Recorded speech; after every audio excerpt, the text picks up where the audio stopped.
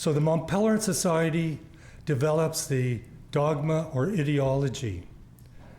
Wealthy businessmen set up think tanks to promote that dogma and ideology through research.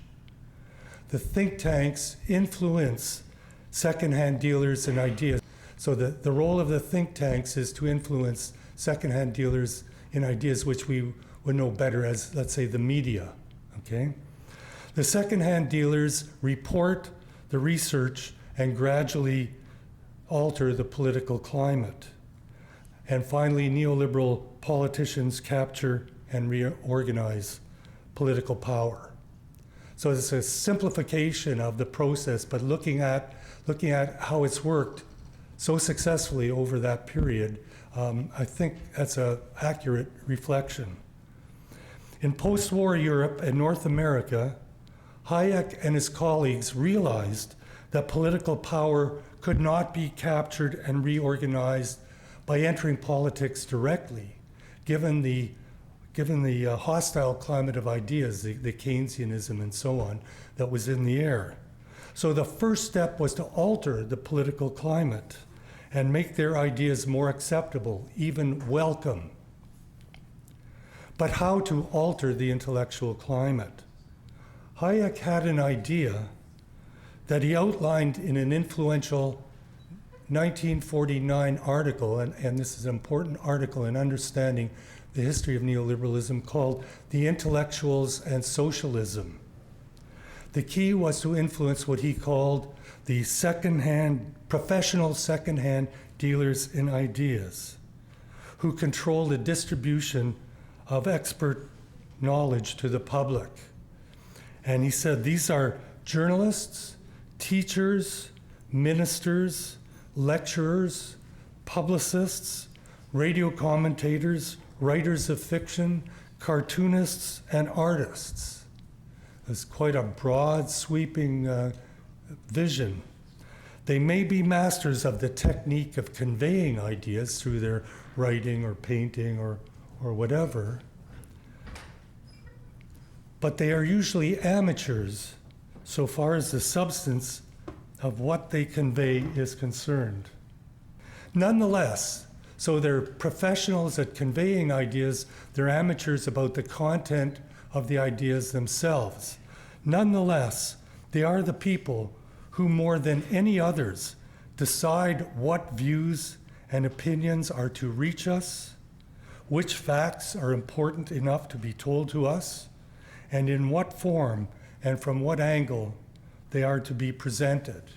And I think saying those words and thinking of the role of daily newspapers, I think you can see how that could work.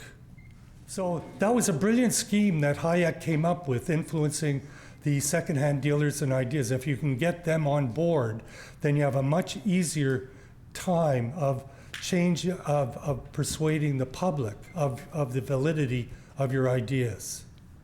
It was a brilliant scheme, but Hayek didn't invent it himself.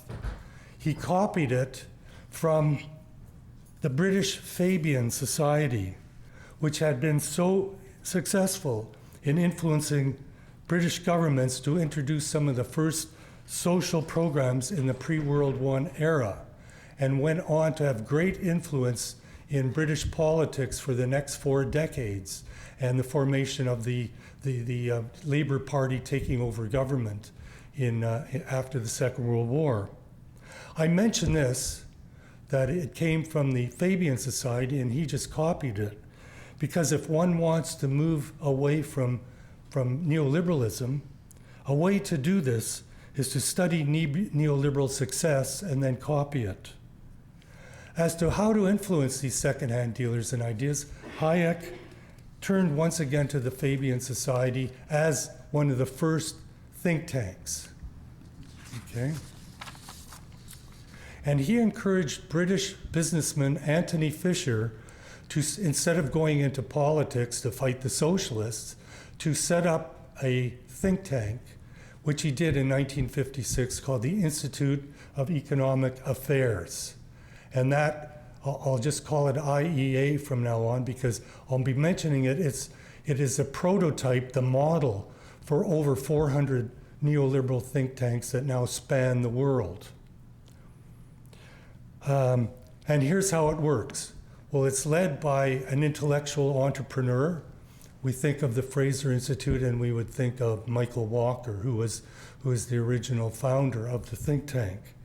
It's funded by wealthy conservative businessmen and their foundations. And so it must have charitable status so that it can receive funding from the foundations.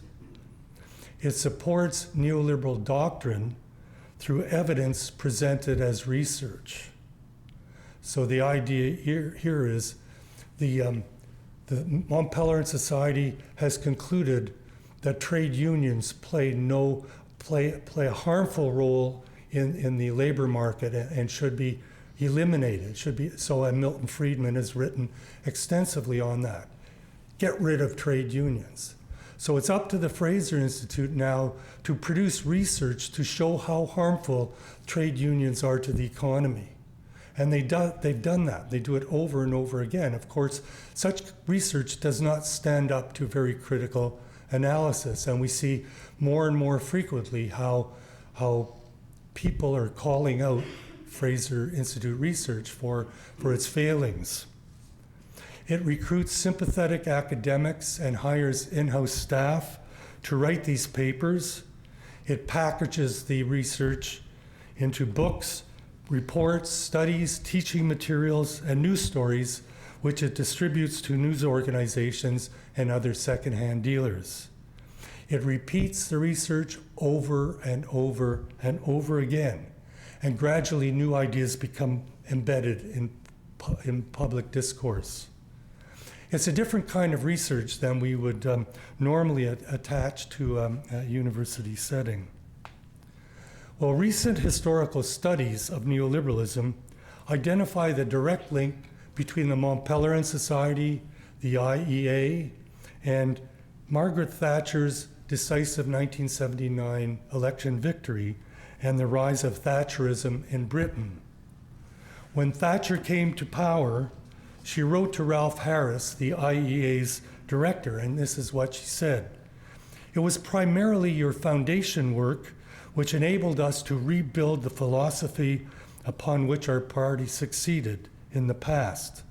The debt we owe you is immense, and I am very grateful. With best wishes, Margaret. The studies also identify links from the Mont Pelerin Society to the IEA to the Heritage Foundation in the US and the rise of Ronald Reagan about a decade later. And there's also a link to Canada with the Fraser Institute. Anthony Fisher, the businessman who had set up the IEA in the 50s, was invited to Vancouver to help local businessmen set up the Fraser Institute. It took a decade before neoliberal ideas began to influence provincial and federal government policy making. As I mentioned, the Bill Bennett government took its neoliberal turn after the 1983 election. Fraser Institute Executive Director Walker met with the Bill Bennett cabinet at least 6 times before that budget came out, and on one occasion he brought Milton Friedman with him to meet the cabinet. Walker and Friedman were the inspiration for the 1983 budget and its accompanying bills that provoked the formation of Operation Solidarity. The following year, the progressive conservative Mulroney government adopted neoliberalism as its guiding light, throwing open the country to foreign investment, eliminating the National Energy Program, transforming the Foreign Investment Review Agency into Investment Canada, bringing in the Canada-US Free Trade Agreement, and signing NAFTA. With their investor rights clauses, these deals raise corporations to parity with government. Neoliberalism became entrenched under the liberal governments of Jean Chrétien and Paul Martin, who accepted the ideology as their own policy orientation. As Chrétien signed NAFTA, and Chrétien and Martin brought in an era of privatization and fiscal restraint. By the time Harper took over government, neoliberalism had been established and normalized as a way of running government. That was his starting point. Harper was certainly sympathetic to neoliberalism and the economic freedom agenda. He was introduced to Hayek as a student at the University of Calgary, where he read Hayek with political scientist Tom Flanagan, who you probably all have heard of, considered the founder of the Calgary School, and also known for other reasons too.